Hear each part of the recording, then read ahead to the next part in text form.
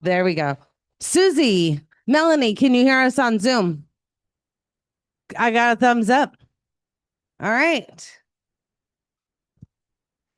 So, all right, we're good to go. Susie, you want to hit the recording? Or is it recording? Oh, I think it's already recording. All right. It is 6:03. We're going to go ahead and get this meeting started. I'm a couple minutes behind. So welcome everybody.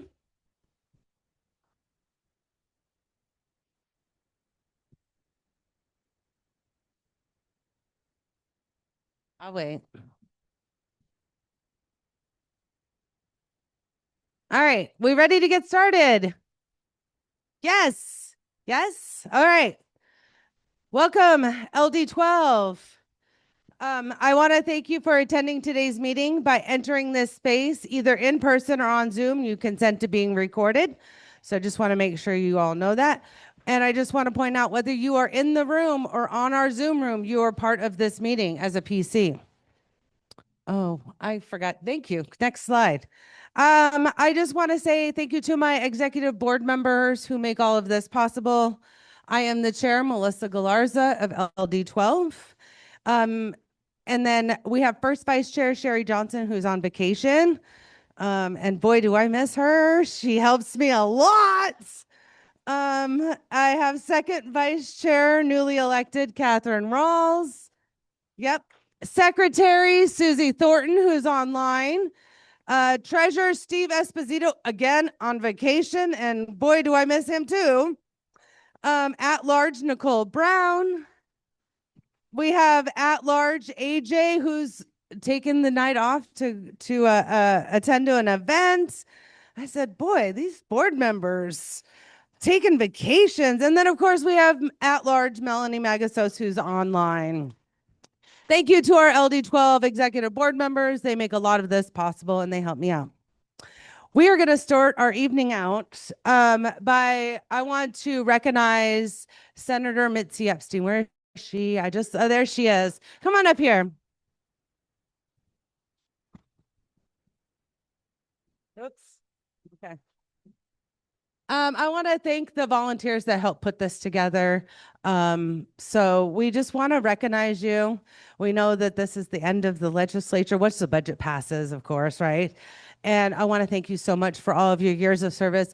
And then in case you all didn't know, this is a picture we just took yesterday at an event. We had an amazing event for Protect the Education. We raised almost $4,000. It was amazing.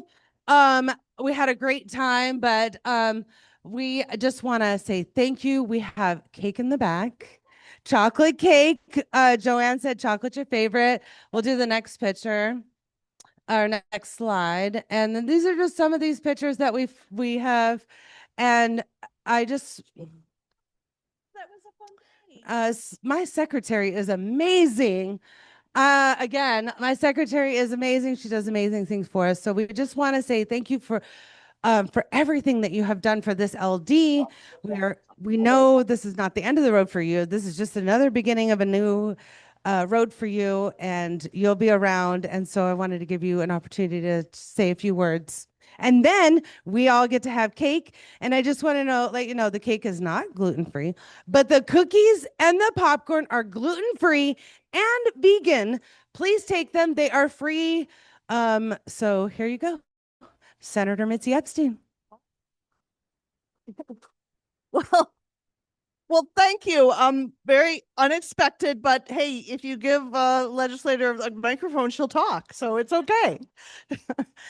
Thank you so much. Thank you all. You wanted to recognize me? Hi, I'm Mitzi Epstein, in case you didn't understand.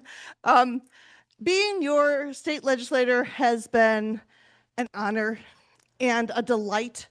I'll tell you what, when I hear my colleagues who don't go to their LD meetings, I just think, you're missing out on all the fun. I love coming and talking with all of you every month and more often at all the other events. You are one fun bunch. You are one dedicated bunch. And more than anything else, I love your great big hearts that you care so much about kids and vulnerable populations and neighbors and each other and our rights. And so you made this job fun. as much as it could be fun. We're looking at a budget that is not a good one. I am hating on it for a lot of reasons, but I am grateful that we have a Democratic governor who really negotiated and turned this terrible, horrible sort of nightmare of people running from a volcano to a nightmare of people running from a wildfire. It's just, but we have a really good Democratic governor who helped with these negotiations. We have a Democratic caucus that stood together and worked together on the right things for the people.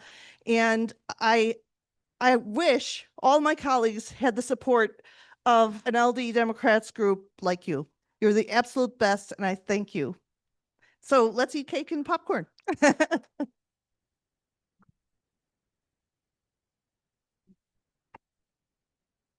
Thank you so much. Thank you. You're awesome. Thank you. Yes.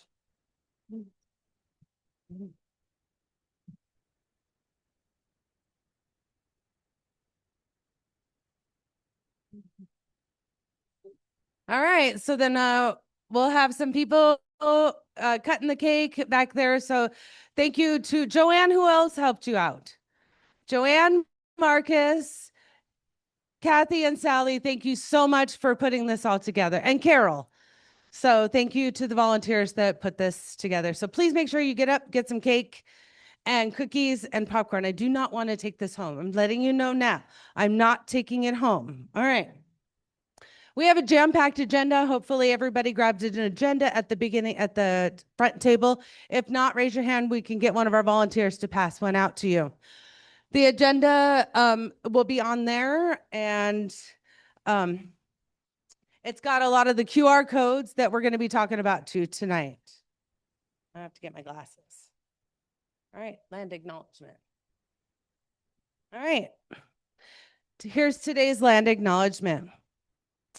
As we open today's meeting, we acknowledge that we are on the sacred, unceded territories of the Acoma, O'odham, Pima, and Peepash peoples Maricopa.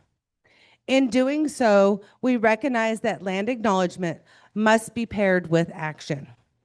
We commit to respecting Indigenous sovereignty, supporting local Native communities, and learning from the historic stewardship that shapes our Sonoran Desert environment.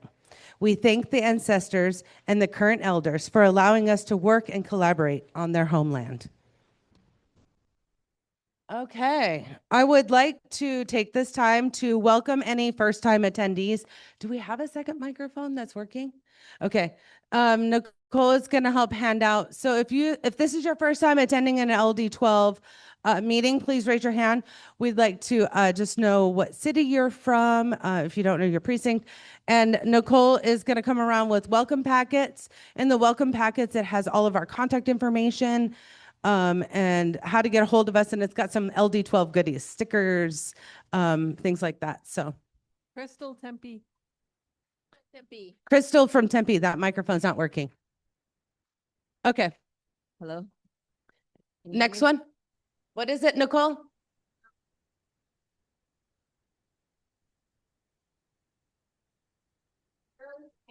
Shirley from Chandler, welcome. Right. Oh. Okay, go ahead.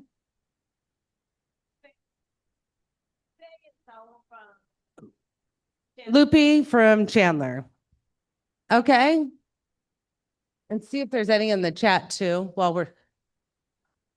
Louisa Pedraza is a new attendee. Carrie from Tempe, welcome. Is there anybody else in the physical room? All right, on Zoom. Do we have anybody on Zoom? Yes. We have Louisa Pedraza. Hi, I'm Luisa Pedraza and I'm from Chandler. Louisa from Chandler, welcome. Thank you. Bridget, we can't hear the people on Zoom in the room, and we have one of our speakers coming up, just so you know. All right. Is there any other first-time attendees on Zoom? No. No? Okay. All right. I would like to take this time to recognize our elected officials. So if you're an elected official, please stand up. Or yes. Okay. So yes, welcome. All right. We have we'll start right here. Judge Sharon Sauls, Kyrene, Jennifer Germain, San Marcos Judge, of course, Senator Mitzi Epstein, Regina Gutierrez, SRP, Melissa Harlan, SRP, Stacy Travers, LD12 House, Armando, you guys are really testing me here tonight. Armando Montero, Sherry does this part, I love it. President Tempe Union High School. Cedric Collins is Kyrene School Board. Kevin Walsh, who is Kyrene President. No. So he says. All right. Well, thank you so much. Did I get all the elected officials? Oh, no. Dude, you two can't. You guys got to go over there. Nicole Brown, SRP. And Bridget Bellavina, Kyrene Constable. All right. I think I got everybody in the room. Anybody on Zoom, elected officials? No, Susie? There's something in chat.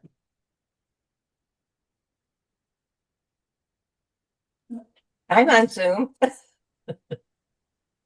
Okay. No. All right. So we're going to do things a little different for any candidate that is running in this upcoming election. We're going to give you 1 minute to speak at the beginning of our meeting now. So we'll go around the room, or if you are a candidate, except for the two that are speaking tonight, our guests are 3 speakers for the night. If you are a candidate, please come on up. And I need you to come up here so the people on Zoom can see you. And then we have a little timer, and you're going to get 1 minute to go ahead and tell us of course, who you are, what you're running for, and what's going on with your campaign. Once we get everybody in the physical room, then we'll do our Zoom room. Okay? Come on up. And then you want to take the slides down? Oh, yep. And then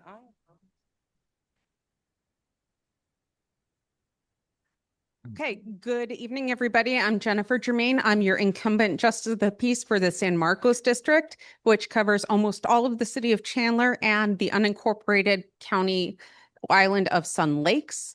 I'm running from re-election this year. I'm the first woman, the first Democrat, the first Native American ever elected to this 100-year-old office. Yeah. Very, very proud of my team who has been out knocking doors. Our ASU Young Dems have been really going gangbusters in Chandler, working for my campaign, working for our city council campaign to get out the vote, because we're in get out the vote time.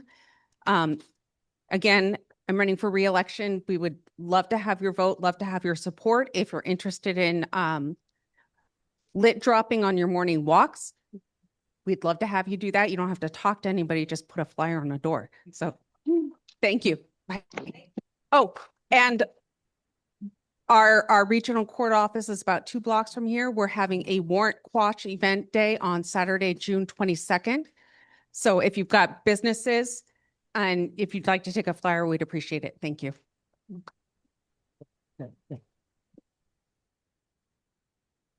Hi, good evening, everyone. Franklin Zyra, candidate for Kyrene Governing Board. As many of you know, I've been involved with LD12 and LD18 going back as a PC for a while. I also, being that this is Pride Month, I want to share that I've been endorsed by Equality Arizona, and it's really important. Oh, thank you.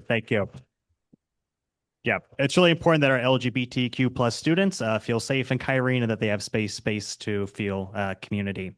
I've been having a number of house parties around the district, knocking on doors, and I've been having great conversations and also hard conversations with individuals about what's next for Kyrene, what are we going to do with the schools that have undergone consolidation and closure, but making sure that we have a community-oriented, transparent process about what comes next for those campuses.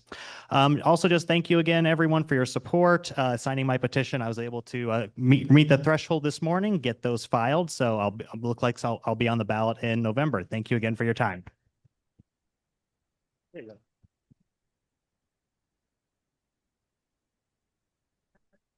Hi, thank you, everyone. My name is Will Wallstrom. I'm running for the Kyrene School Board. And I want to say, as a parent, as a doctor of physical therapy, as a faculty of medical school, I've spent my whole career helping doctors and patients overcome their challenges and achieve their goals. One thing I've learned through this process is I've seen the clock, it's getting me the jitters, but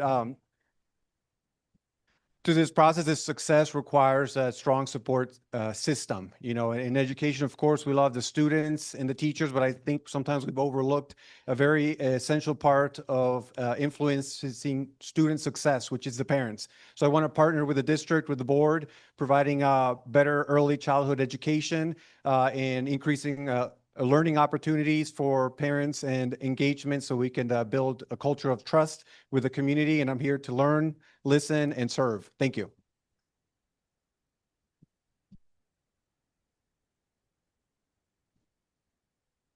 Hi, good evening, everybody. I'm Catherine Peters. I am also running for Kyrene School District Governing Board. I am a Kyrene mom, wife, and former Kyrene student, and Kyrene saved my life. And so now I get to see my children walk the same hallways that me and my husband did. And my campaign has been endorsed by Arizona List. I wanted to spread that information with you guys. And so I'm very proud and excited to be a part of a group of such strong women. I'm just in awe of all the women that have been endorsed, and now I'm a part of that group. So very proud of that. Thank you. And just also sharing that we have our date set to turn in our petitions and our signatures, but we're still collecting and getting those signatures. So please, if you haven't signed yet, please feel free to do so. I always have them on hand, so please feel free to do so. And just still trying to go out there, spread the word. We've been at the farmers market every weekend, and I will continue to be there every Sunday until they kick me out. So please find me there. And I want to thank LD12 for giving us that opportunity, especially Doug, Cade, and Cedric, and others that have worked there. So thank you, guys. Appreciate it.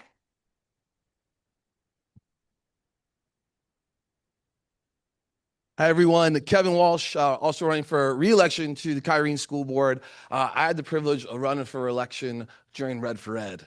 And the fight for public education still goes on. You know this. Right now, we've seen it go under attack. I've had the privilege of going toe-to-toe with Tom Horn for the entire duration of my time on the board. I've been an associate member of the Arizona Education Association. And I really am just here to keep fighting for our teachers, fighting for our kids, fighting for our families. It's really, really, really hard to be in public education in this state. And we need people that have experience to stand up to it. I've got 5 kids in Kyrene, well, current, recently promoted, and soon to be. So I am heavily invested. Their grandma taught in Kyrene for 25 years, and I am just here to keep it the great district that it always has been. So I appreciate your support. Thank you. Hi, folks. My name is Sharon Sauls. I am also running for re-election for the Kyrene Justice of the Peace.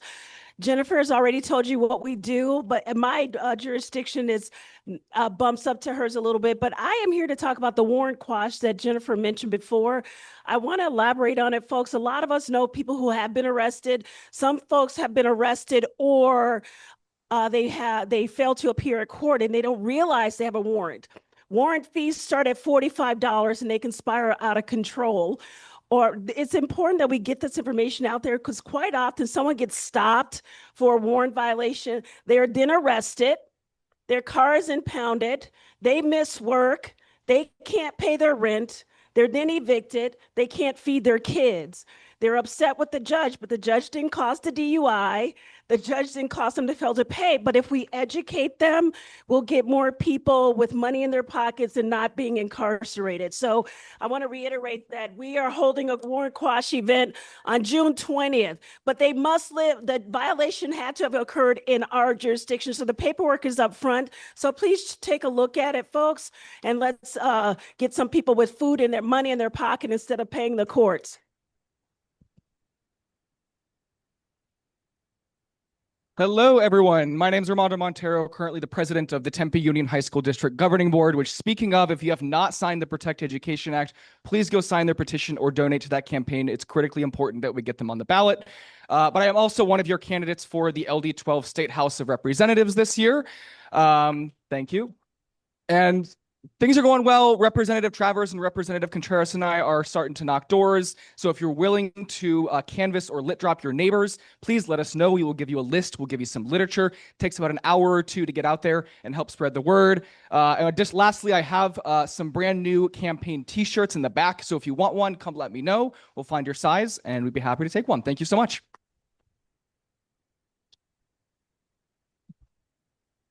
If anybody wants some cake, please see Joanne. She's passing out cakes. Like we said, we are not taking any cake home. All right. Let me see if there's any candidate before we start sharing again, if there's any candidates online. If there's any candidates online that would like to do a 1-minute introduction.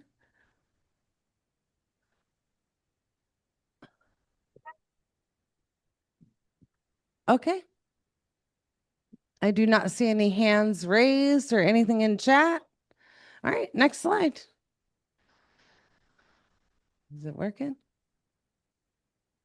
All right, here's our Bada Bing raffle baskets for tonight. I want to thank Judy and Bill. They put together these wonderful, wonderful raffle baskets that help us raise money. This money is used to rent rooms just like this. They help pay for the paper, the printing, the equipment. They pay for all of those things. And right now, we're just kind of saving up for the election so that we can make sure that we get our 3 legislators elected in this November.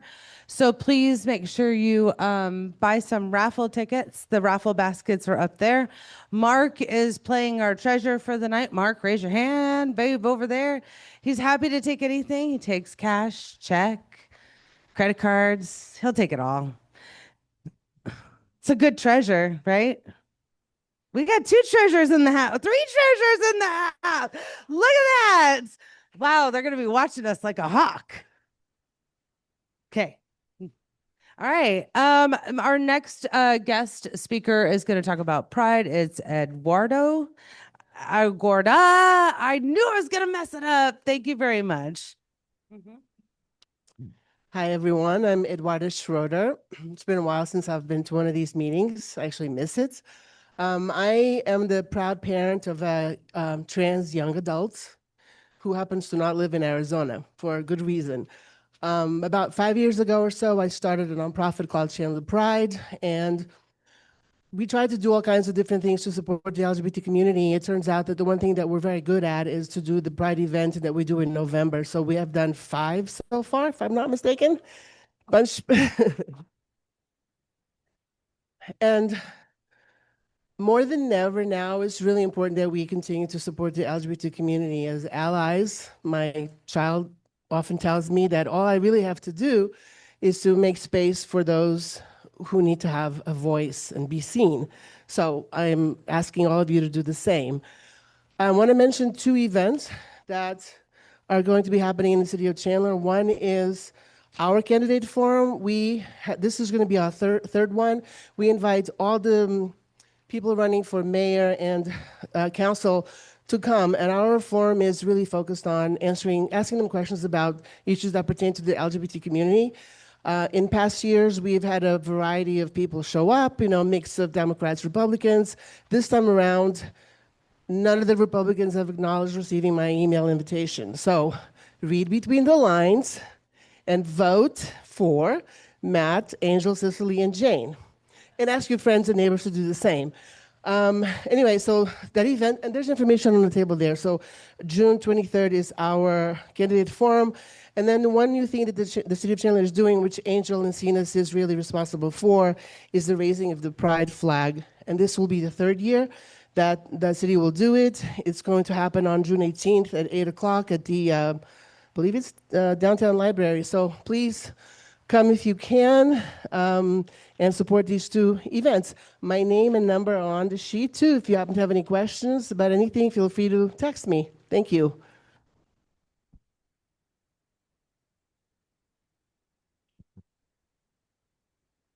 Up next is Jeff. Thank you, Kat. Hey, everybody. Oh my gosh. Oh. Oh my gosh. I got to tell you, I get so teary-eyed every time I come to one of these meetings because I miss you all. Mitzi, thank you so much for your many years of service. It has really been great working with you and getting you elected. We are trying to get people elected in LD13. I was hoping I was showing the right-hand side. The LD13 group is basically putting on a postcard project where we are reaching out to 13,000 voters. And I do want to recognize your wonderful secretary once again, because she designed these postcards for us. So another great thing that she did. Ultimately, we are trying to reach out to 13,000 voters. We are doing this project in the months of June as well as in July. We're trying to get most of our postcards done in June, if you can possibly help out with those. But ultimately, I will be over here along with Joe, your former treasurer, and we will be just seeing if any of you would like to help out with this project. They are basically going out to a list that we obtained from the Maricopa County, who on good information basically said, hey, these people are not registered. And so what we're trying to do is get them registered and get them to register as Democrats and then get them to vote as Democrats. As you may know, LD13 is a lot like LD12 was back when I joined LD12. Actually, we're a little bit better than where we were when I first joined LD12.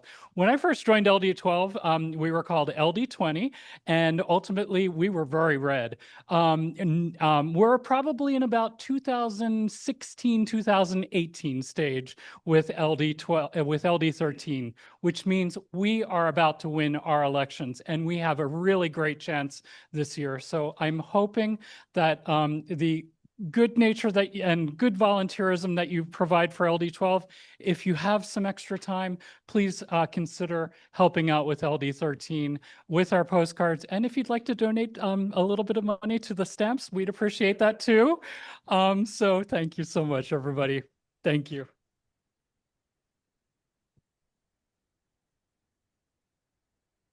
All right, our next guest speaker is Judy Schwiebert. She's a candidate for Maricopa Community College District Board at Large. Is she on the Zoom?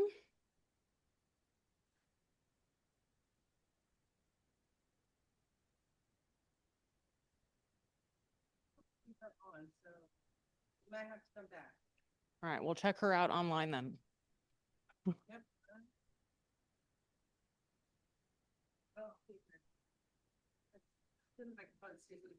Susie, do you see Judy online?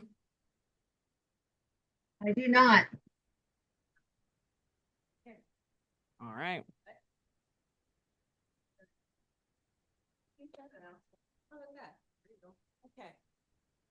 Oh, I didn't do the next slide. Sorry. Okay, in case you all are wondering, the food truck will be there outside till about 8:30 or 9. You are welcome to bring food into here. So if you want to grab food or drink out at the bar. So I just want to thank the VFW for allowing us to rent this space for tonight. I think it's a really nice space. I've really enjoyed it. LD13 meets here every month. And thanks for telling me about this space. All right. Another reminder about our Bada Bing raffle baskets. So please go and check those out, and you can buy your tickets online. The QR code for the raffle basket is on that agenda that we have. So if you didn't get an agenda, just let us know. We'll get you one. Upcoming events is on that agenda. See, I put everything on the agenda, and I know I printed it weird this time. That printing was my fault. Again, I'm going to blame it on Sherry for going on vacation and not checking my work before I went to put 100 of these to print today. So on the agenda that we print out has those QR codes. It has all of our upcoming events. This is just a snippet of what we have going on. Make sure to check out our LD12 website because we are our calendar, because we have school board meetings on there. We have city council meetings, anything. And of course, if there was anything coming up that we would do a call to action for, we'd let you know in Slack. All right. Some of these events in yellow we're going to talk about in the next couple of slides. Looking ahead, I just want to remind you that the PACO Center is closed in the month of June or July, so we're going to be meeting right here again next month. So don't forget, we'll be meeting in Chandler, and I'm really liking this space. It's really nice. It's just it feels nice, huh? Yeah, I was like, oh, okay.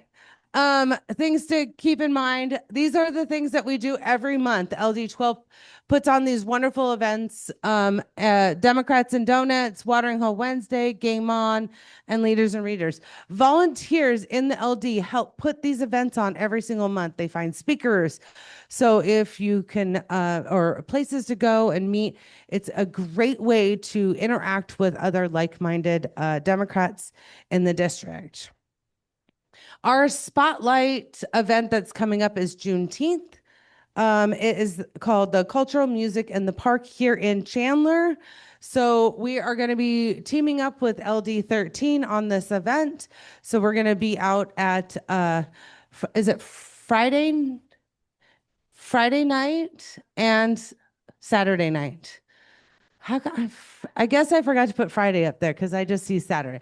But it's Friday night and Saturday night. Look, thanks. Should you just come up and talk? No, just kidding. It's Friday night and Saturday night.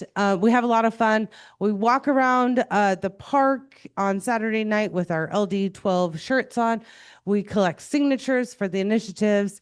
It's a great event, again, with like-minded people. So if you want to come and volunteer and walk around the park and enjoy some music and good food and fun, please let us know. Okay. What's next? Oh, geez. Gosh, I should have spread those out a little bit. Again, where's Sherry when I need her? I'll just blame everything on her. See what happens when she doesn't come to the meeting?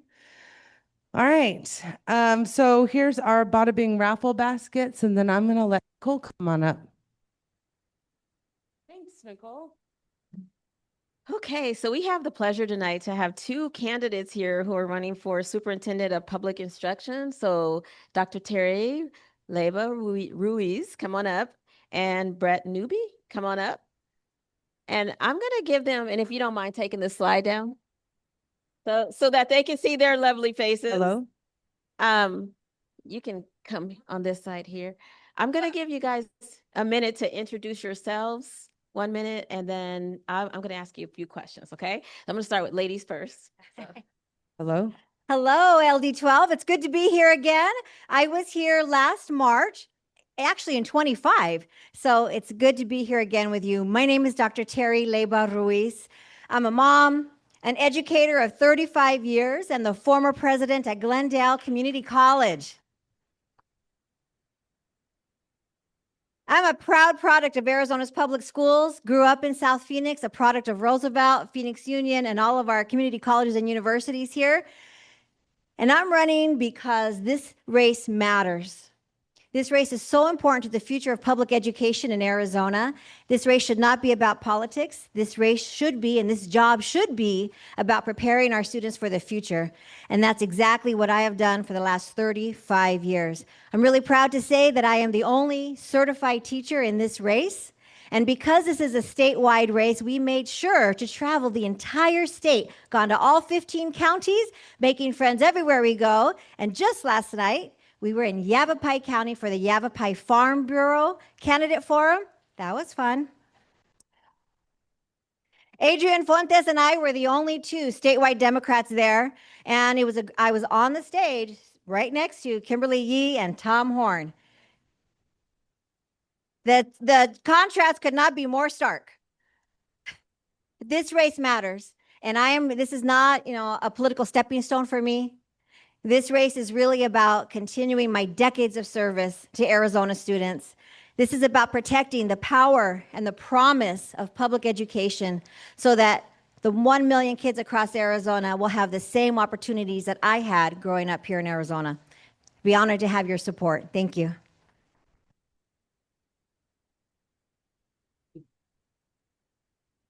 Good evening. Hello, LD12. My name is Bret Newby. And I'm in this race because, one, I'm a behavior analyst, so I've been helping children in Arizona for over a decade that need behavioral health services and ABA services. I'm also a professor. I'm teaching the next generation of our teachers, our clinicians. I grew up in a union family. My dad was a union carpenter. My mom worked in the schools for 43 years. She just retired. But most importantly, I'm a public school dad. I'm a Kyrene dad. And I've been tired of seeing what's happened to our students and our teachers for the last decade, mostly 2 decades, of not funding our schools correctly, not giving our teachers the resources that they need. Our teachers have been doing wonderful things to help our students graduate and progress to the next level in their education and in their lives, but they've done it without all of the tools and resources that they need to be able to do that job. And so I'm here to fight for our teachers so that they don't have to deliver food on the weekends. They don't have to move in with elderly relatives or bring in their kids to live with them to be able to pay their rent. It's important that we work with this legislature to improve our budget so that we fully fund education in Arizona, so that we can provide a quality education to every student in Arizona. And that's my goal, that's my job, and that's what I've been working on in this campaign. So I appreciate your support tonight. I'm glad that we have cake so we can celebrate after this. And let's do it. Okay, thank you so much. Okay. If you want to grab that microphone right there, that they said the microphone, see that? Yeah. So that way it should be work. Yeah, we're going to try it and see if it's working. So I'm going to ask some questions, and I'm going to start with one that kind of really bothers me when I see Tom Horn on TV saying how our schools are excellent schools, and that's really not the case. So how do you balance support for school choice with ensuring traditional public schools remain adequately funded? And I'll start with you, Dr. Terry. 1 minute. 1 minute. Well, Tom Horn is a whole story. So I'll say that, I am a supporter of school choice. The problem or the difference is when choice is with public dollars, because public dollars demand public accountability. And we know what's happening right now. There is no accountability. There is no oversight. In just a year's time, over $500 million. Think about that. $500 million has gone out the doors on that auto approval process that we would put an end to immediately. Anything under $2,000, Tom Horn is automatically approving to the tune of over $500 million. We'll put an end to that. I think the balance is our schools need support. In traveling the state, we have seen dire conditions of the facilities where gyms are literally held up by hydraulic jacklifts up in Page, Arizona. Down in Patagonia, the gyms are leaking. Our teachers are having to put in, on average, $400 of their own money for basic school supplies. Meanwhile, we know that over $440 million has been stockpiled on those universal ESAs. So the balance is, yes, we need to make sure that our schools are supported, the resources are available. If there's $1 billion to spend on universal ESAs, then certainly there's resources to support public education. And as a college president, I have spent many times at the state legislature working across the aisle, making sure that we're able to come up with policies that are going to benefit our students and our schools. The same, that skill set of working side by side is what I would bring to this position as well, so that we can have conversations about funding public education so that our students have the support they need to succeed and that they're in safe facilities. Because right now, many of them are not. Okay.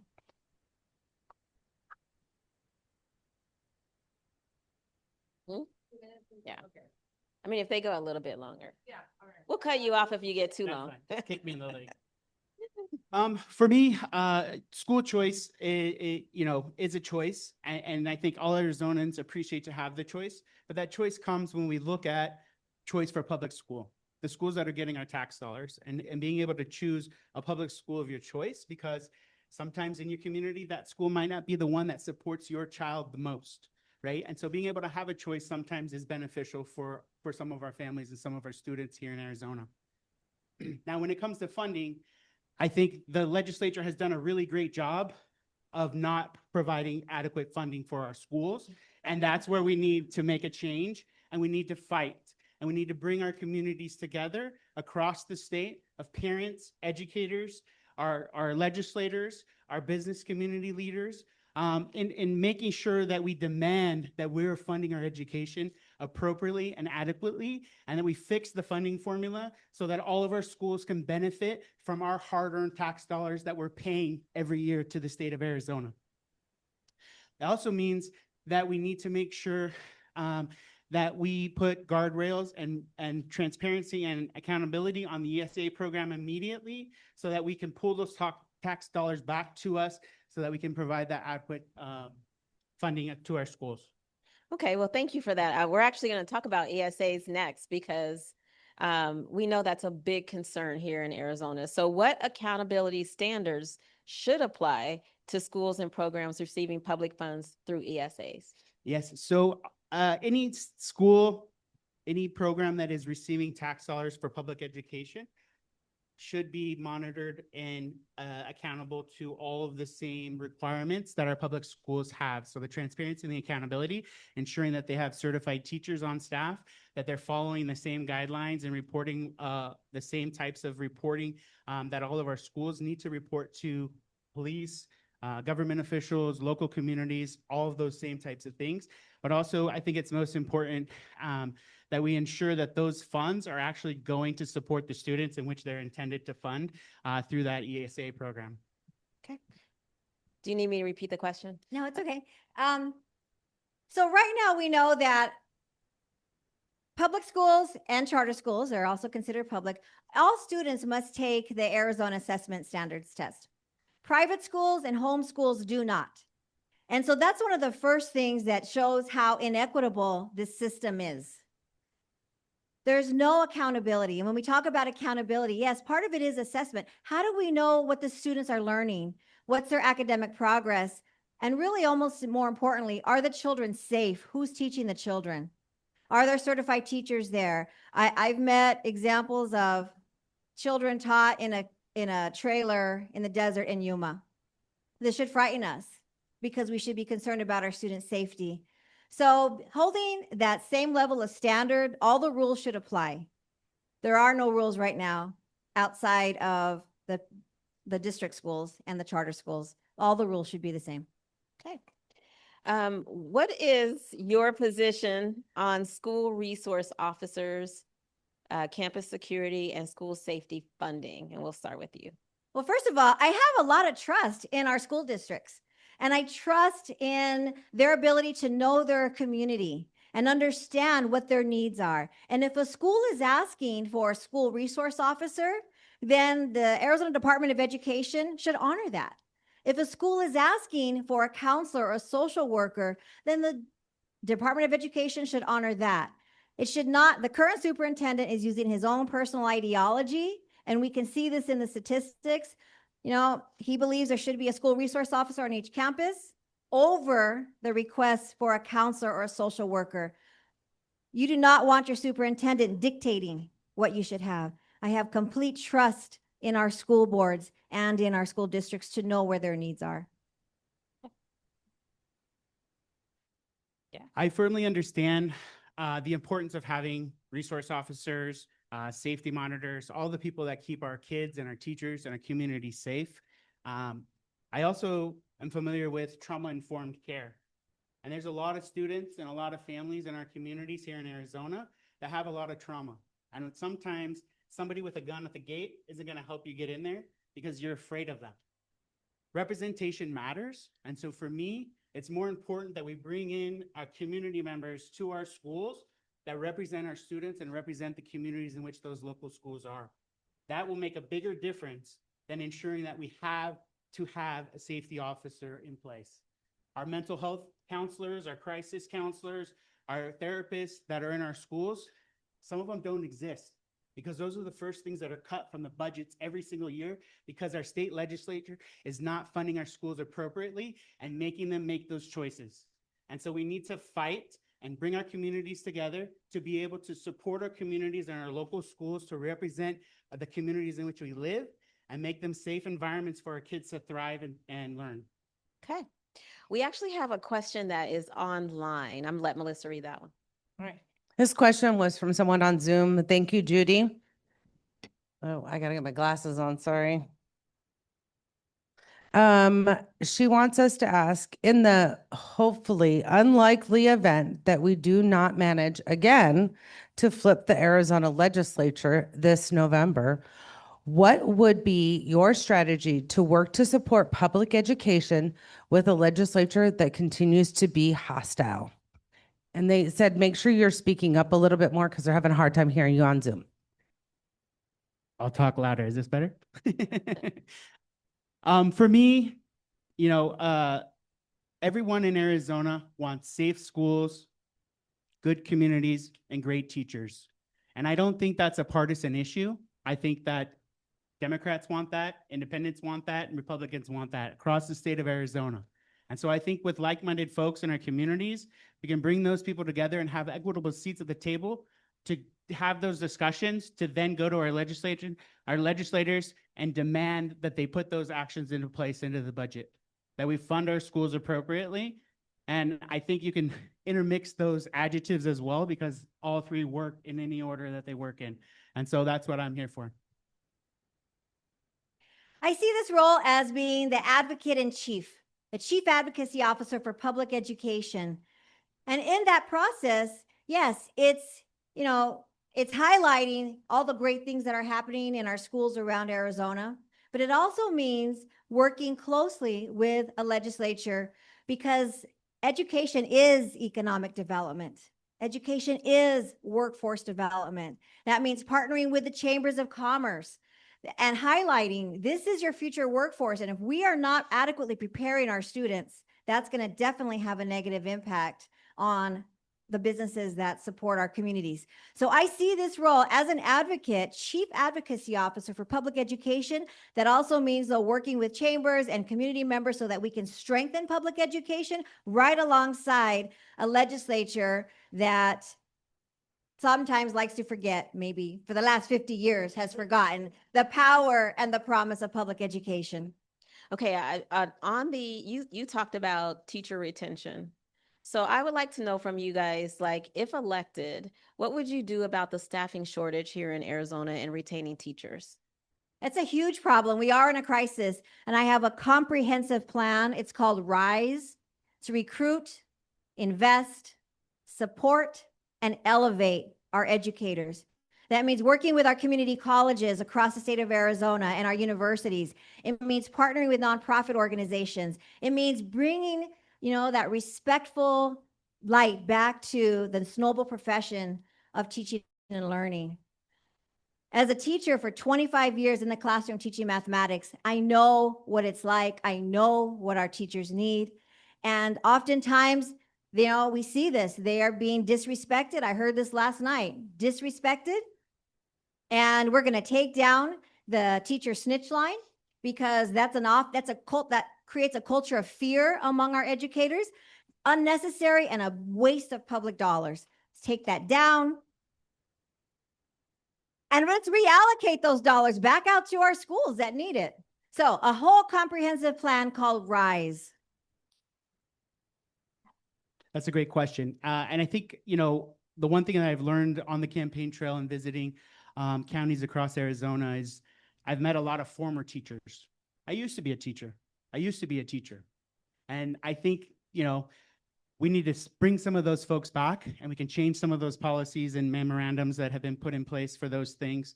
But one of the things that I'm good at is creating behavior plans and helping students overcome those behaviors, but also changing organizational behaviors.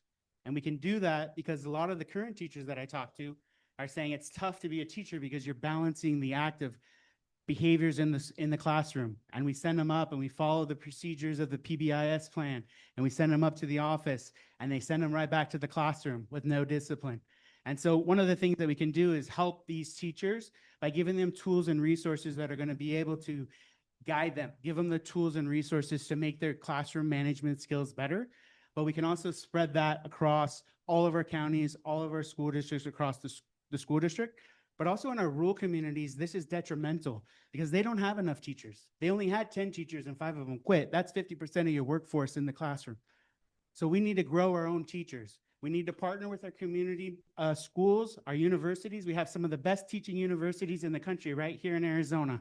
And we can help build our own teaching program by coordinating our school districts and our universities to be able to grow teachers in our rural areas that want to live in those communities, that grew up in those communities, and want to give back to their communities. Okay, I'm going to ask another question that I just thought of. I am an educator, but I've never taught in Arizona. One of the reasons it's not appealing to me, I shouldn't say it that way, that's negative, but I will say that we're last in the nation in education. So what would be your plan to fix that? I know you kind of talked about your RISE program, but tell us like overall, like what would you do to fix that, to get us out of that spot? Yes, it's a big spot. It's a deep hole. It's been being dug for decades now. But I'm an advocate of early learners and early childhood intervention. That's what I do every day. And I've helped hundreds of kids here in Arizona be able to be on par by kindergarten.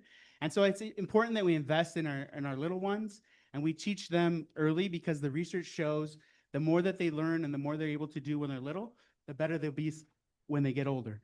And so I think it's important that we start from the ground roots up, but also we have kids in the middle. And we have kids that are ready to graduate high school.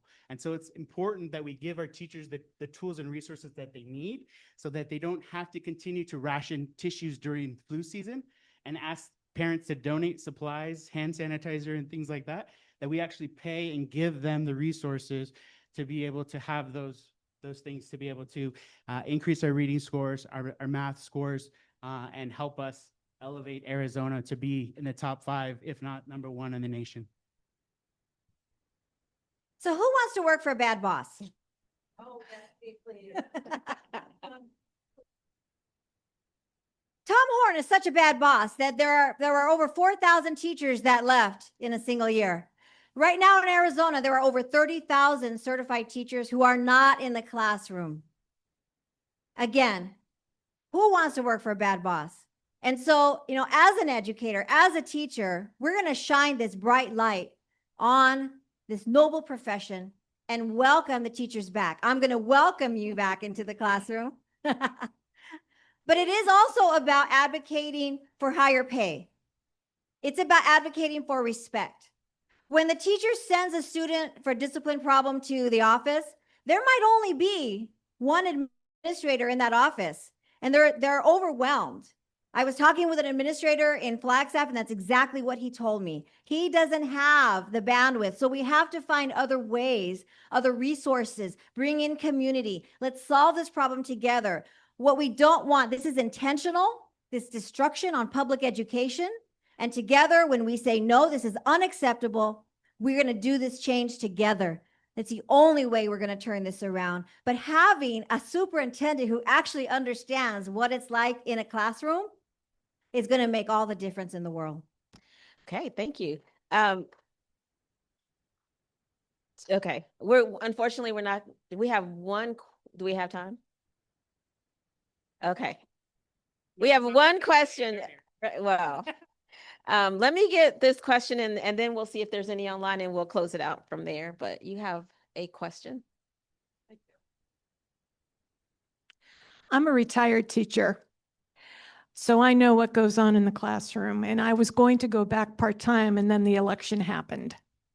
So no, not with this administration. So my question to the both of you is, what are the first 5 things you would do if you're elected to the position of Superintendent of Public Education?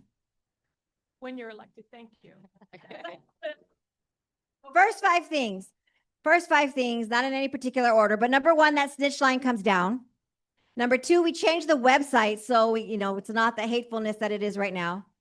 Number 3, we stop the auto approvals. It's outrageous that there should be an automated processing system in place. We'll put that in place. We'll also create a transparent data dashboard so that as taxpayers, you'll know where your taxpayer dollars are going. We will stop any unallowable expenses and make sure that any purchase made is actually for education. Let's make sure we sign the Protect Ed, by the way, right? And I think the 5th thing, would be, I lost my train of thought there. That, let's shine that noble light back on our educators. There's also some ways that we can streamline processes. As I talk with people who work in ADE, there's lots of ways that we can make things better. And if we make things better there, then it'll flow out to our schools so that our schools aren't asked to do things that, you know, the ADE already has access to. But first and most importantly, let's clean things up. Let's drop the snitch line. Let's drop the lawsuits as well. That was the other fifth thing. Let's stop the lawsuits against our schools. Okay. For me, the number one is we're going to. Sorry. Get over here.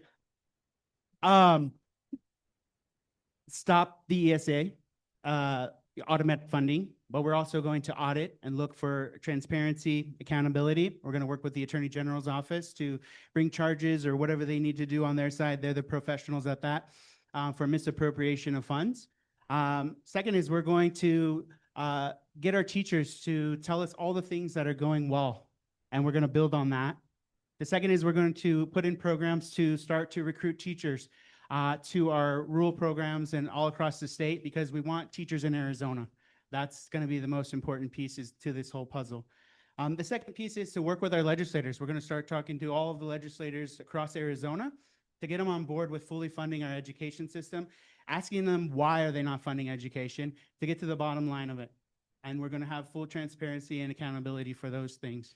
And I think my fifth one is bringing our parents and community together to rally around our local schools to empower and bring the bloodline back to our local schools here in Arizona. Okay, thank you so much. All right, we're going to close it out and we're going to give you 2 minutes, each of you, to close this out and tell us how we can get in touch with your campaigns. Sure. Well, thank you so much. I appreciate you for having us here tonight. I spoke briefly to you all before, but I know you're going to get your ballots in a few weeks and you've got some choices to make. You can visit my website at bretnewby.com. You'll have all my policy platforms on there. You can donate to the campaign. Street signs are very expensive, FYI. But you know, I am a dad. I've seen what's been going on in the schools for the last 8 years or so. And I've just been driven to help our teachers, help our communities, and help our students, because I'm standing here today because I graduated from Title I public schools, and I had teachers that pushed me, motivated me, and also kicked me in the butt when I needed to be kicked in the butt. And so I'm here to fight for you. Thank you.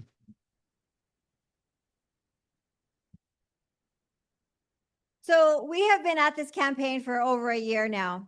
And in that time, we've gathered incredible support. And I want to thank in this room right here, to have the endorsements of Armando Montero and Stacy Travers, you know, having the support of elected leaders and school board members. If you go to our website, drruizforarizona.com, click on our endorsements link, you'll see I have elected leaders from Adelita Grijalva, Yasemin Ansari, mayors, and truly elected leaders and school board members from around the state. And that to me shows a real trust in who I am, in my vision, in my experience, and my commitment to public education. For 35 years, I've been held accountable for results. I've had to make some tough decisions as a college president, but I have always kept our students at the center of these decisions, because I believe when we focus on our students and we focus on our educators, then we can move Arizona forward together. And I ask that you join me as we work to protect the power and the promise of public education that gave so many of us our start. I would be really honored to earn your support. Thank you. Okay, thank you, Bret Newby and Dr. Terry Ruiz. Thank you guys so much. And I'm going to turn it back over to Melissa. Thank you. Okay, let's see where we're at. So thank you very much to both of you. Oh, well, she's putting the slides back up. I'm going to talk about who here in the room is a PC. Wow, fantastic. Whoever didn't have their hand up, go see Jeff. He'll recruit you. Guarantee it. All right, Maricopa County Democratic Party Summer Convention is coming up. It is going to be Saturday, June 20th. Registration is open from 12 p.m. to 1 p.m. The meeting will be from 1 p.m. to 4 p.m. Everybody, all PCs should get a postcard in the mail. We'll send out a lot of communications. It's going to be in Goodyear at Estrella Foothills High School. Please consider carpooling. It is, kind of far. We do PCs that are on Slack. I know a lot of people have asked about carpooling, so please make sure you kind of check that out. Maricopa County Democratic Party, MCDP, does not allow proxies. So in order, if they were going to be voting on anything, you have to be present in order to vote. Okay. I did not see on the agenda that there are any bylaws or resolutions that are going to be voted on. So I don't know that there's actually, thank you. There is no business for the day. So it will be just giving you an update on what they're doing, speakers, and some other fun things. You'll get to see a lot of candidates and stuff. It's not going to be a party. It's not going to be a party, Greg. Yeah, maybe we should bring cake and then make it our own party. There you go. Somebody else bring the cake. All right. Since our treasurer is not here, there will be no report for this month, but he will go ahead and get us caught up next month. Okay. I know. Look at them. They're just sitting back there. The Bada Bing raffle baskets, I just want to remind you at the end of the evening, Mark will do the drawing for that. So thank you, Mark, for volunteering to help us out to run that raffle basket, because we know how important it is when a treasurer misses a meeting. Mr. Seeley, who missed last week's meeting. We're anxiously waiting to find out who won the basket. Don't ask him where he was. Hawaii. In Hawaii. You were working in Hawaii. Rough life.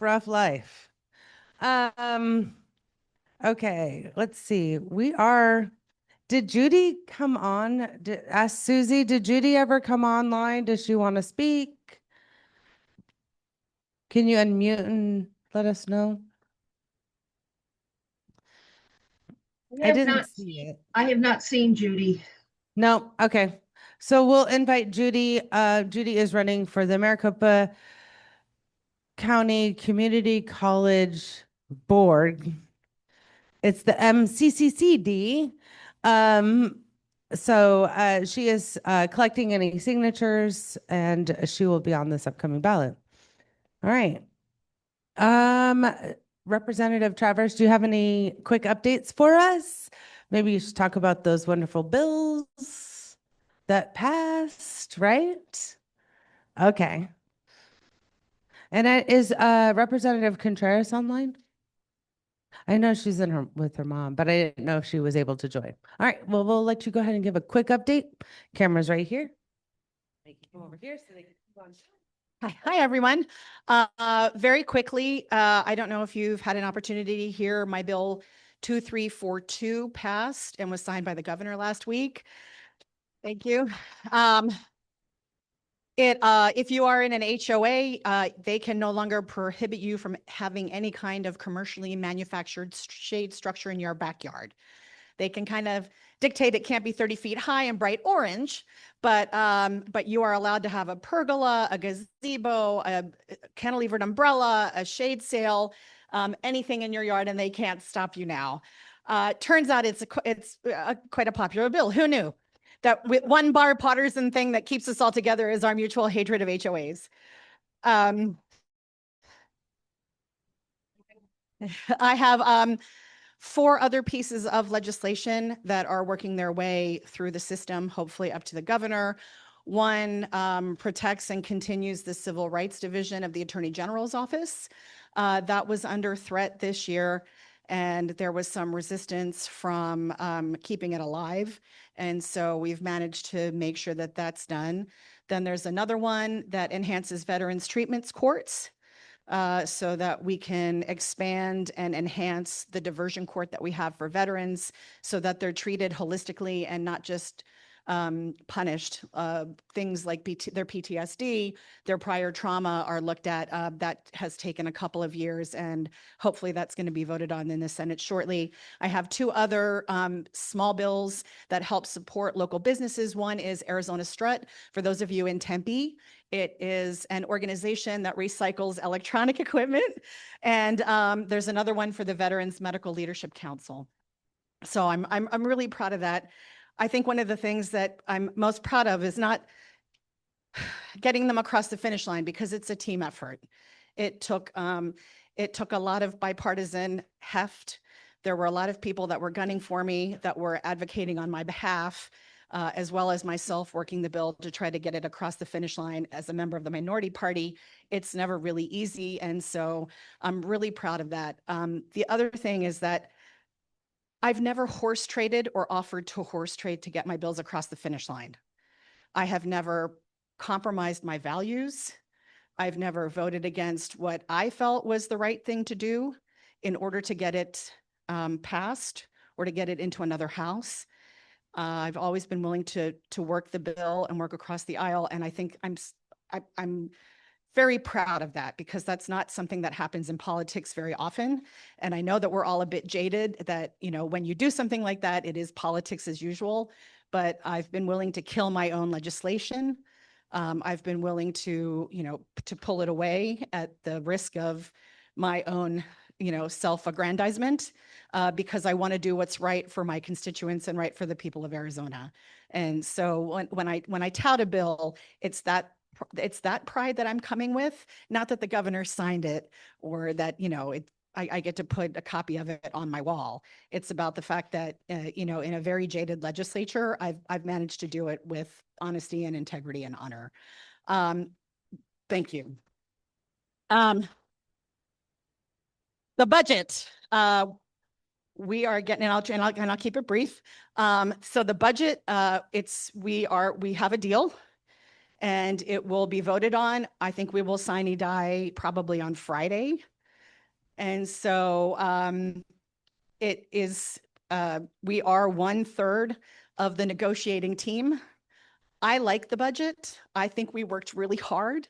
The first 2 years that I was here, we didn't really have a say in the budget. We were just taken up to the governor's office and told this was it, and you can take it or leave it. And so 2 years in a row, I voted no. Last year was the first time that we were actually at the table and we negotiated hard. Might not be everything that we wanted. Same thing this year, but we are protecting working families. We have a little bit of news on education, not the great news that you all want to hear, but still there are some things that are now going to be baked into the baseline, which I think are really important. We've got some headway on data centers. I know. Again, Jerry's excited. Again, not the panacea. I'm not going to tell you that we've, you know, negotiated a utopian world, but we've made some really heavy steps forward. The governor's office, I think, was potentially ready to be rolled by Republicans, but as Senator Epstein said, the House Democrats and the House Senate stood strong. We were a unified body and we pushed back. And I think we gave the wind to the governor's wings that allowed her to push back, so that we've got some things on healthcare, data centers, education, small businesses, you know, tax cuts for the middle class. I think we got briefed today, and there wasn't anybody that walked out of there that wasn't really kind of happy, thinking that we got more than we thought we were going to get. And so I will give you a bigger briefing with slides in August, and so you'll know what we got. But I am proud of what we negotiated. And again, for the second year in a row, I think it's a good budget. It's not the best, but it's not like it was, you know, 4 years ago or 3 years ago when I was in office first. So keep an eye out, keep good thoughts, and thank you, Eduarda Schroeder. Is Eduarda still here? Her pride in Chandler has gone from strength to strength every year. It is such a labor of love for her. When you get a chance to be there, look out for when the dates are, go support her, show her some love. And that's kind of it, I think. Thank you for coming to my TED Talk.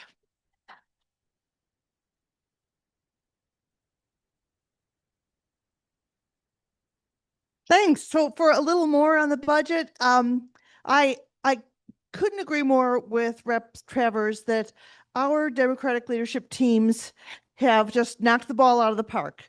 All of our House leaders, including Rep. Travers, who's the Democratic whip over in the House, our Senate leaders who have been negotiating, and our governor, just made this really horrible situation be not quite so horrible. They did a great job, and all of them should continue in their jobs as leaders. They're doing a very good job.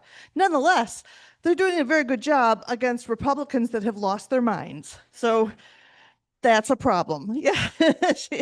So, you know, when Republicans pushed and pushed, we absolutely have to have all of the tax cuts that the great orange one in the White House wants, then we should not have said yes, but they really didn't give us a lot of choice. But the governor and friends came up with this pretty good idea where they said, all right, one of these corporate tax cuts would be $50 million every year in perpetuity. And the governor said, nope, well, instead of doing that one, we're just not going to do that one at all. And instead, this plan that we already have, that we were already planning to put $50 million per year into manufacturing infrastructure, this is where Intel needs a water treatment plant, and so the state helps pay for it. That's true for TSMC, it'll be true for Amcor, it's true for LG, it's a growing program. But it was a good idea to swap this in perpetuity, $50 million a year, to be just 3 years. And then they'll extend it after that. But nonetheless, you know, that was a good swap, that was a good negotiation. So yay, that was one little thing. But it still left us with this enormous hole in the budget of things we're not going to pay for. And so, you know, some folks feel like, well, our safety net things didn't get cut any worse already than the federal government did cut them, but they're also not keeping pace with inflation. So year after year, the cost goes up, the cost of food goes up, the cost of clothes goes up, the cost of everything goes up, and teacher salaries just keep being the same amount of dollars. And so they're not keeping up with teacher salary. They're not keeping up with TANF benefits. They're not keeping up with unemployment insurance and benefits. All of the safety net things are just not keeping up with inflation. And so even though we're glad that they didn't rip our eyeballs out, we would like for them to stop stomping on our feet and pulling our hair and basically making life miserable. So I don't like this budget, even though my hat is off to the people who negotiated it, because the data center deal is, I'll tell you the good part first and then the bad part. The good part is, well, it's a big old Oreo cookie of good, bad, good, bad, good, bad. But nonetheless, the Republicans wanted to say, not only do we want to keep giving incentives to data centers, but we want to also make sure that they can build any data center anywhere by right in a city. Literally, that's the by right was what they wanted to say. So we said, no, you cannot do that. So they said, okay, well, we want to make sure that they can build an SMR next to a data center automatically. An SMR, anybody know what an SMR is? A nuclear power plant. It's a small modular reactor. And they want to do that. We said no. So thank goodness for that. Those are the good things. And the other little good thing is we did say, okay, a moratorium on the tax incentives for 3 years. So for 3 years, they won't certify any new data centers to get sales tax exemption, but all of the existing ones keep getting a sales tax exemption for no good reason whatsoever, except that I believe every Republican is owned by the high-tech lobby. And that is the only explanation I can find for it, because regardless of party, people do not want to pay for these data centers. And yet here we are. So, you know, again, our negotiators did a great job working with people who are absolutely without reason in the Republican Party. So that's the data center situation. The revenue situation is not great, but we're hoping it will have a decent economy and we won't go into recession. if we do go into recession, well, but K-12, we still have, this is a very important thing, our Democratic caucus, thank you to our leadership teams and everybody. We started fighting for it 4 years ago when I was in leadership, that to make sure that the copay that kids, families pay for lunch at school, no copay. So we used to have free and reduced price lunch. Now it's just, if you qualify for either, it's free. It's such a sensible thing. When we talk about affordability, these are the families who are really affected by affordability. We kept that.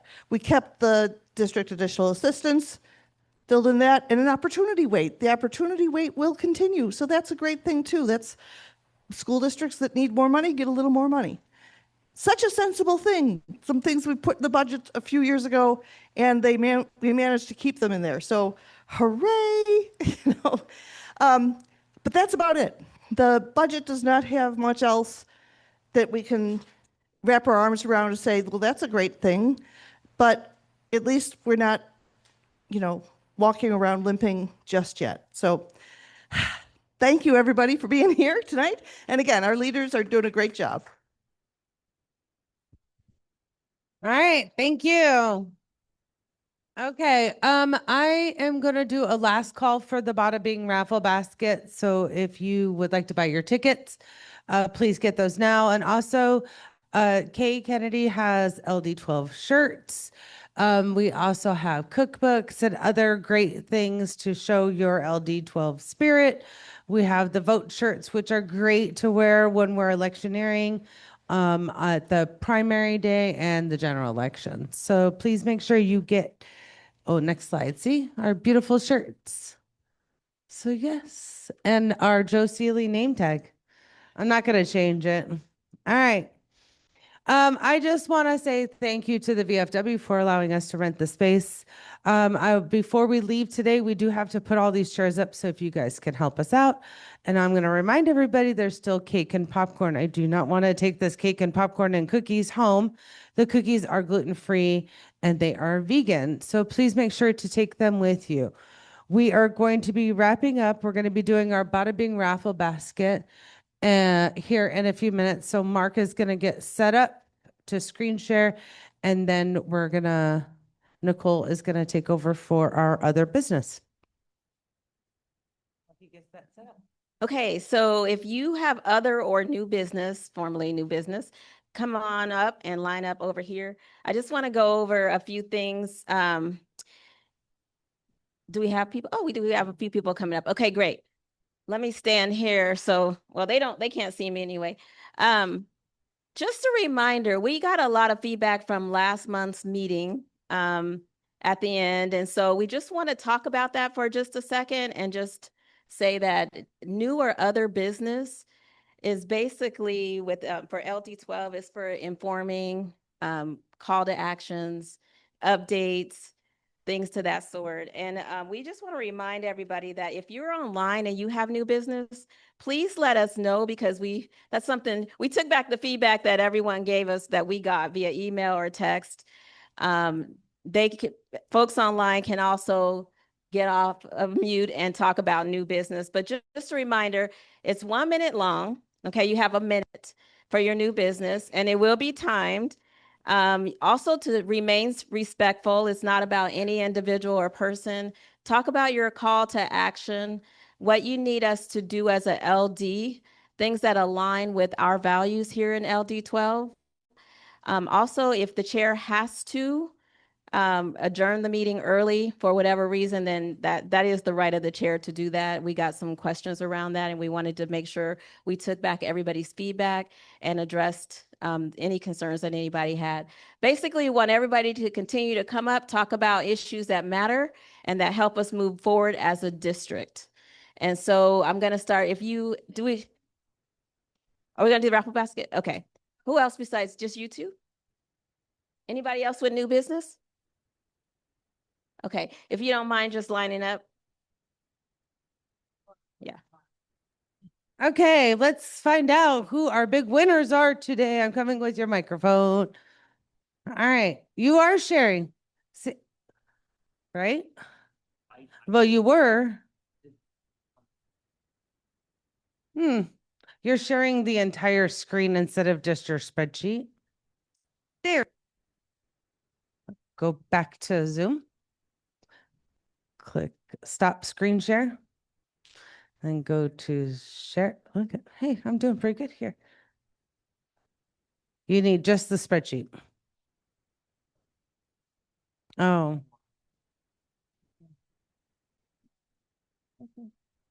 We're not going to be able to hear her question, so you'll have to tell me what it is or her. Oh, okay. Well, there's the spreadsheet. So what do we got here?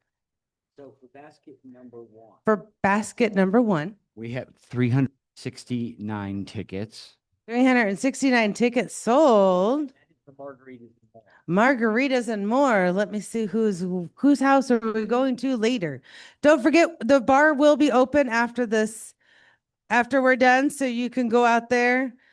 And tips, make sure you tip our waitress. She is volunteering to work tonight for us. Ticket number 209. Ticket number 209. And who was the winner? Sorry. Gavin Lee. Gavin Lee. Of course. Mr. Lucky Gavin Lee.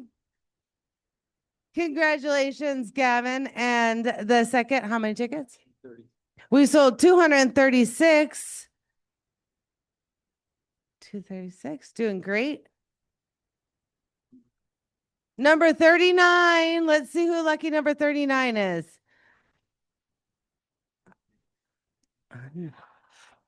Are you serious? Gavin Lee won both baskets. Come here, Gavin. I need a hug. I need some luckiness or something. Let's go to the casino. Rigged. It's rigged. Congratulations, Gavin. I don't think we can hear anybody online, right? Okay. Oh, okay. Wow. I've never seen that before. I've never seen that. Okay, we are going to start with, we have, Mark, can you stop screen sharing just for a second? Okay. I don't know if we can hear the folks online, but we do have a hand raised for Lisa Malakowski has a question she says, I'd like to announce that the LGBTQ Democrats of Maricopa County are replacing our monthly meeting this month with a fundraiser for Chris Mays. It is tomorrow night, June 9th at 5 p.m. Here's the link to RSVP. So the link is here. If anybody wants that, it's Tuesday, the 9th at 5 p.m. tomorrow night. Yep. And we'll put it in Slack, Lisa. Okay.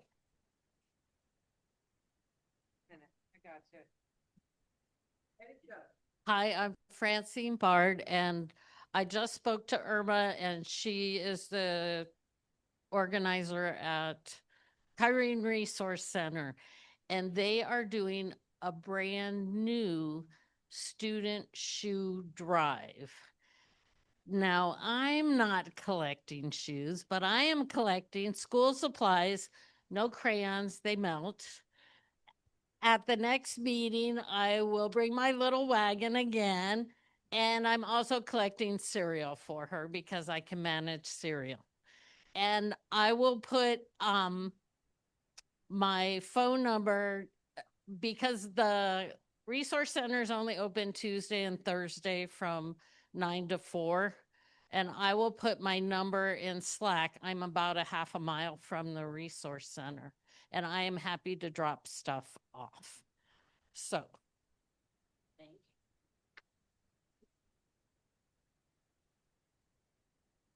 Hi, my name is Aaron Thacker, and I'm running the Vet the Vote campaign here in Arizona. And if you're wondering what's Vet the Vote, it is a nonpartisan, nonprofit organization, and we recruit veterans and family members to be poll workers during elections. And if you were not in service, it's okay. I'm sure you have a brother, a sister, a mother, an uncle, or someone who served in some capacity, which makes you a family member. And if you go to vetThe.vote, you can sign up to be a poll worker. And the nice thing is it also makes a little bit of money, and you're giving back to your service or giving back to your country. So, man, I just did that fast. I should talk about some other things. But anyway, VetThe.vote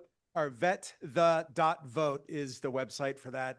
and you'll see me out at a lot of things as well as a lot of other veterans. So I happen to be a member of this VFW, so I appreciate everyone being here tonight.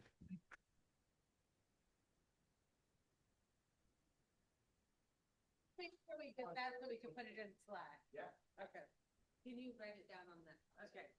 All right, go Jerry. Ready? Here we go. Hey, I'm Jerry Robin. I live about 2.5 blocks from the site where they're building this hideous data center.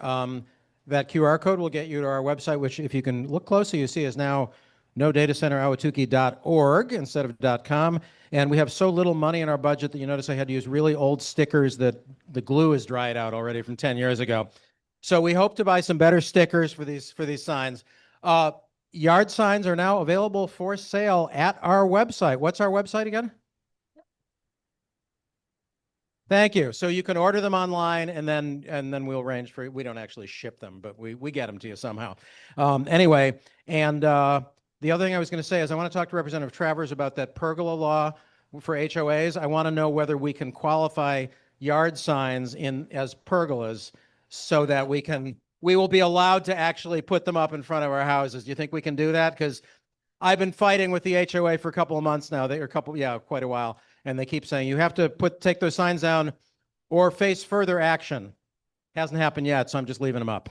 So anyway, please buy a sign, donate money, whatever. Thank you. Wes, yes. I do want to also tell you that Jerry and I are working with the Arizona Democratic Party to do a statewide voter guide for every LD. So thank you, Jerry, for helping the Democratic Party so we can get more Democrats elected across the state. So thank you. Let me just say it is very exciting that this is something I've been hoping for like years, that the state party is actually supporting this as a real thing, not just something I'm doing as a volunteer on my own. So and Melissa has been incredibly helpful getting this thing, to the point where we've actually had real meetings and stuff. It's great. So anyway, wonderful. Oh, there's people in line. I'm sorry. Hi, Nick Collins. I just came up to congratulate Gavin on winning twice tonight. That's all I have to say. So I just want to give a quick update on Kai's campaign. He's running a CD4 against Greg Stanton in the primary. We've knocked on over 1,000 doors this month. We have about a 60% rate after we talk to people that they say they're going to vote for Kai. So I think the big thing is letting people know that there is a challenger in the race. It's an unusual first time, I think, for Mr. Stanton to have a challenger in the primary. So as long as people find that out and hear about that there's a candidate, they're willing to look at them and they do like Kai's policies. That's it. And I have flyers. There's flyers up here. His website is kaiforaz.com. Thanks. Hello, LD9. I just want to say thank you to everyone that has collected signatures for Protect Education. I want to give you a quick update. So we have met the minimum requirement. Yes. But the work is not done. We have 1 month to go. We need to get that buffer right. So we know we cannot let off the gas. My challenge to you is to please consider hosting a petition party. We have one in LD13 already lined up. We would love to have one in LD12. If you would love to host, please see me. And then I also have some events that we really need your help on. We have the Tempe Center of the Arts. We have Guadalupe Library. We have the Pima Canyon Trailhead at South Mountain. You can collect signatures there. Get with us. Please pick up a couple more petitions before you leave. And thank you so much. Let's finish this strong. Have a great night.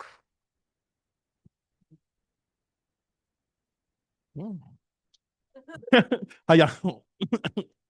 Hey, they said that's 10 pounds.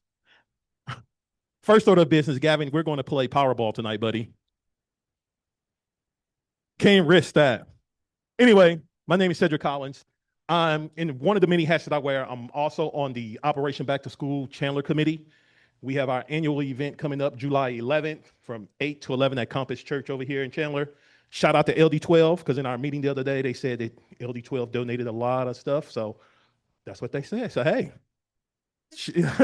shout out to LD12. But I'm up here because we still in need of some volunteers. We have some slots that we need to fill leading up to the event for people to pack backpacks and stock the shoes in the church. So if you're interested, come see me. I can give you the link. You can look at it and see if it interests you. If not, hey, that's cool too. We get it done anyway, but I would love to have your assistance. Thank you. Hello, I'm Marianne. Jeannie Heydrich was not able to be here because of an emergency, a family emergency. So she asked me to pass this out as far as her support of Congressman Greg Stanton. If you would like a yard sign, come back over there where the sign here, Protect Education is, for Greg Stanton. Thank you very much. Just a real quick reminder, I've got voter registration postcards over here. Please stop by. Hugs are free. Hey, well, last thing, I forgot, I also have signs. If anybody wants a yard sign, I'm running again. Jerry, there's always some kind of an HOA sign bill at the legislature. If you can't find one this year, talk to Mr. Kavanaugh. I'm sure he'd love to have one. One of the things that I did mention, the protections for data centers are the strongest in the United States. There is no other state that has what we have that we've negotiated in the budget. I'm really proud of that. The other thing, we talked about area on aging gets funding. The Arts Commission gets funding. The Sunbucks, Double Up Food Bucks, money for tribes. We negotiated a good budget, and there's lots in it, not just education and not just the data centers. So I'm looking forward to briefing you guys in August. Thank you. No SRP update? I was gonna say SRP. Hello, SRP. You know what? SRP update? Okay, fine. If I'll do it by myself. We actually got the opportunity to tour a data center in Mesa a couple of weeks ago, or maybe last week. I don't know what day it is, but they're humongous. And the one takeaway that I had was that, I mean, they back right up to a housing community. And I so thought about you, Jerry, when I was there, because we got to go to the top. We could hear a little bit of the drumming. The one thing that they did say is they don't use a lot of water. They use more power, air conditioning. And then what I've seen on Channel 12 News had a whole story about how the heat from those come down into the neighborhoods, basically pushing up their electricity bills because of the heat. But yeah, it was a news article on that. But I will say they communicate with the neighborhoods, the homeowners in the area, and they try to do their best. But I can understand why residents would be concerned. I would say if you get a chance, if they will let you tour one, take the opportunity.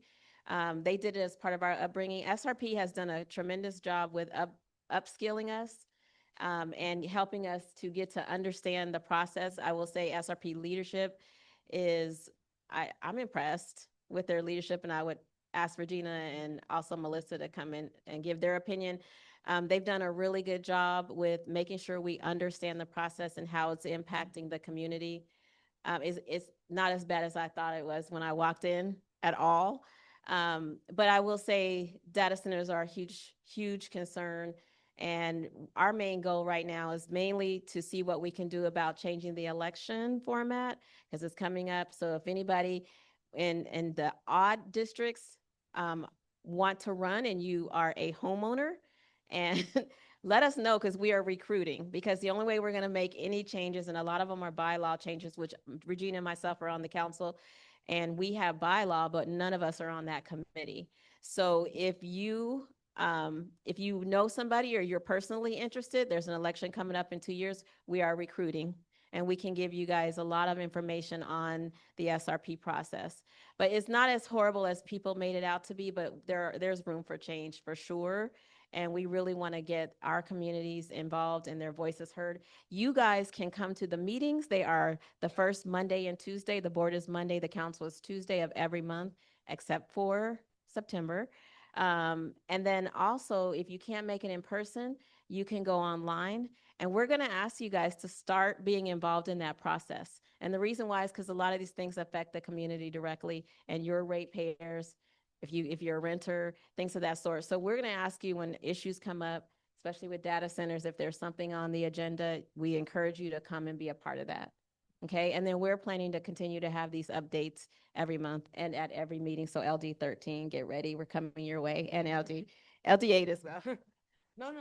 All right. Well, thank you. Just make sure you put your trash away. Don't forget to take popcorn home. And if we can start stacking the chairs, thank you very much. And I saw one more. Oh, so Lisa also put in the chat that the ADP Latino Caucus monthly meeting is on Saturday, June 13th. Thank you, everyone. Have a great night.